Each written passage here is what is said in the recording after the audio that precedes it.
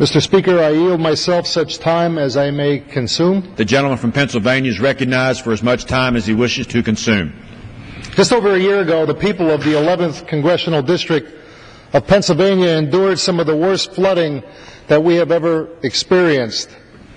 In the aftermath of both a hurricane and a tropical storm, the Susquehanna River and streams flowing into it surged out of their banks, washing out homes and businesses and roads and bridges. I spent days traveling across my district, consoling my constituents. I was with them as they had to throw out photo albums, their children's toys, their clothing, their furniture, their lives' possessions. I stood on muddy porches and cried with my constituents. Time after time, they asked me how the federal government was going to help them recover. Time after time, business owners asked me if the federal government was able to provide low-interest loans so they can rebuild, reopen, and bring back their workers. And time after time, I had to tell them the government of the United States was going to offer them loans at a 6% interest rate. That's right, 6%. A 6% loan isn't going to help a business owner rebuild and reopen, and the hardworking people in northeastern Pennsylvania knew that. A 6% loan isn't going to help a family rebuild a flooded home. I was embarrassed to tell the mothers and fathers and grandmothers and grandfathers and business owners of my district that the federal government, through the Small Business Administration, was going to give them a 6% loan to help them get back on their feet. I was even more embarrassed and even shocked when I started looking at our budget for foreign disaster relief.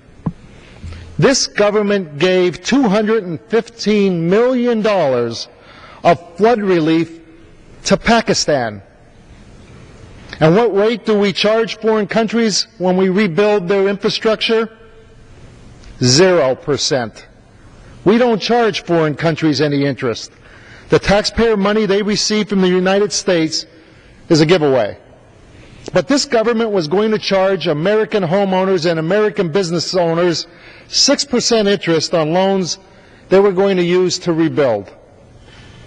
Now, the United States of America is one of the most generous, compassionate countries when it comes to providing global aid.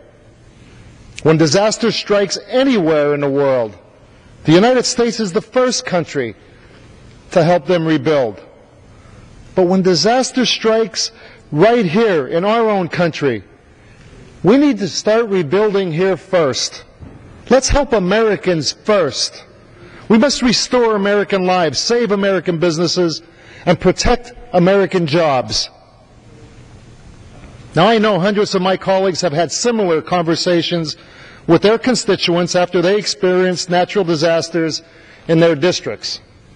Since the start of the 112th Congress, communities in over 200 congressional districts in 46 states have been flooded by a tropical storm or a hurricane, burned by a wildfire, crippled by a snowstorm, or destroyed by a tornado, resulting in a disaster declaration by the President.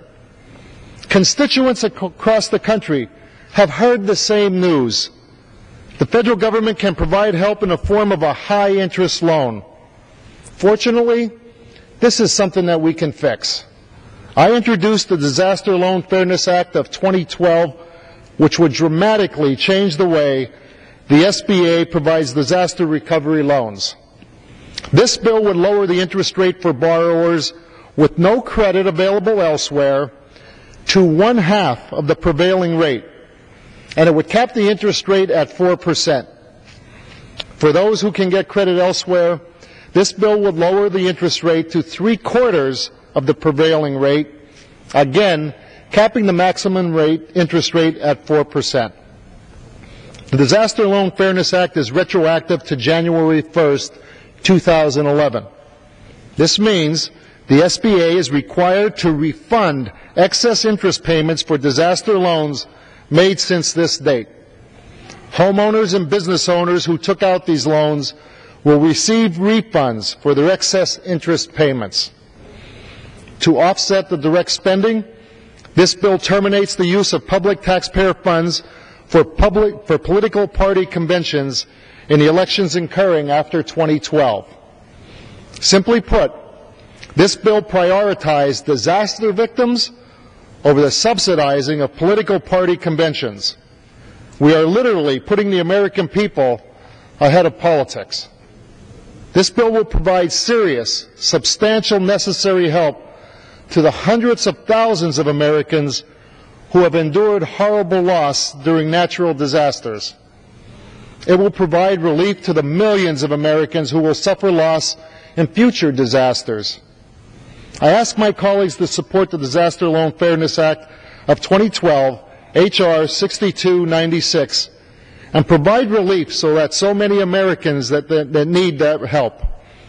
I reserve the balance of my time. The gentleman from Pennsylvania reserves his time. The gentlewoman from New York, Ms. Velasquez, is recognized. Mr. Speaker,